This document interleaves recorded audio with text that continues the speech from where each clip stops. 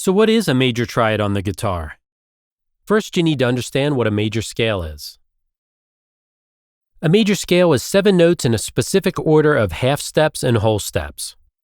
The pattern of a major scale is whole step, half step, whole step, whole step, half step, or more commonly called whole, half, whole, half. This would be the notes in a C major scale.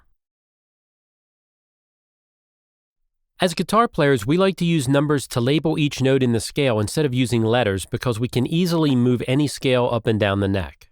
So we use the interval numbers 1, 2, 3, 4, 5, 6, and 7. So now that we know what a major scale is, let's talk about triads. A major triad consists of a root, major third or 3, and a fifth. In the key of C, those letters would be C, E, G. If you play the 1 or root, third, and fifth in order, that is called a root position triad. If you put the root at the end and play 3, 5, 1, you have a first inversion triad. If you start with the fifth and play 5, 1, 3, you will have a second inversion triad. These are the 3 different types of major triads. You have the root position triad, the first inversion triad, and the second inversion triad. Here's how you would play a C major root position triad on the first 3 strings.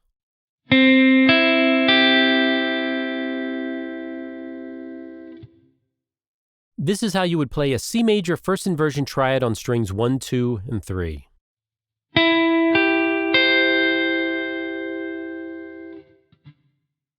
And last but not least, this is how you would play a C major triad second inversion on strings 1, 2, and 3.